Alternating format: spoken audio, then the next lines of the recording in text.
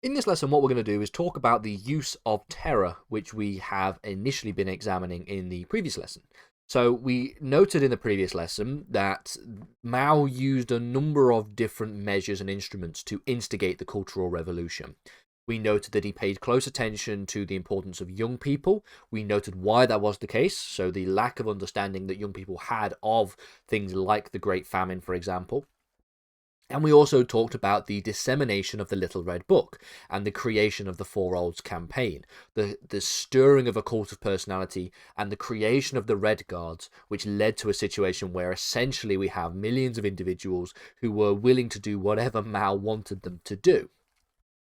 Now, this lesson we're going to talk about how these ideas were distilled down into the actual use of terror and what actually took place. So we're going to do a little bit of a descriptive analysis of what took place during the Cultural Revolution.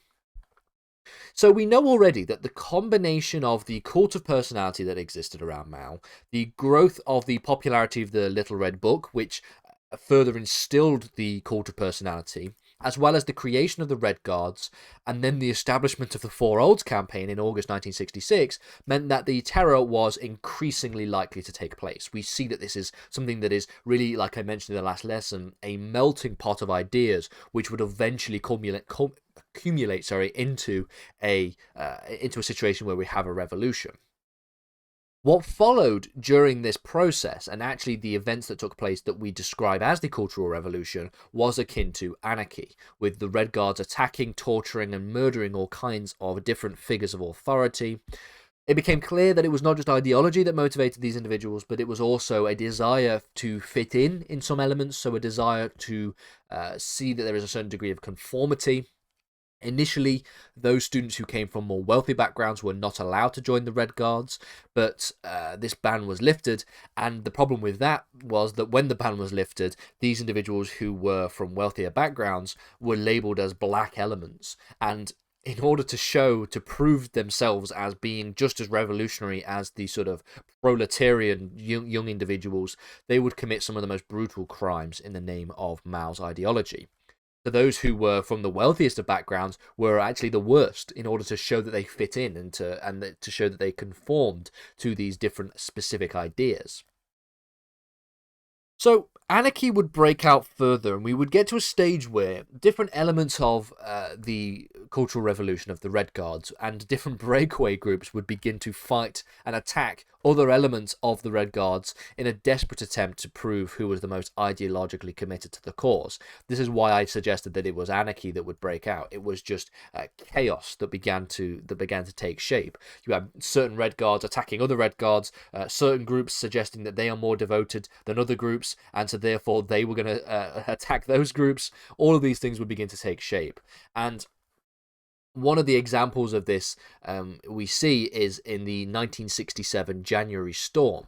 And what happened here was the Red Guards would seize power from the party itself, the CCP, and attempted to establish an 1871 Paris Commune style system of government in the place of the CCP.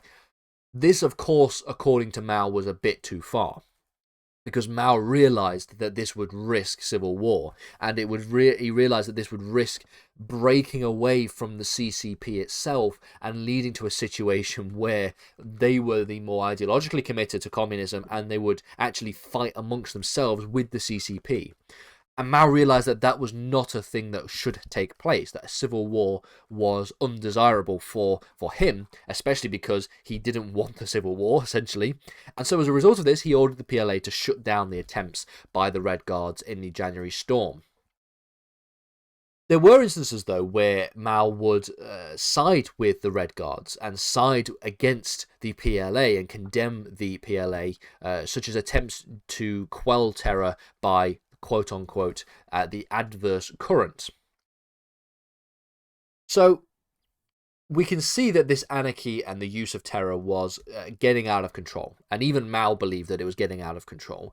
He believed it would get so bad that he feared a civil war would take place. Now, the reason why he was not particularly happy with the idea of a civil war, on the one hand, he didn't think he would probably win the civil war, because even though there were a huge amount of authority within the Red Guards themselves, they were not as powerful as the PLA. As you can probably imagine, the actual militaristic wing of the CCP were going to be able to quash any kind of revolution. So, on the one hand, he feared civil war for that reason, but on the other hand, and more importantly, he feared civil war would weaken China and make it more susceptible to outside attackers.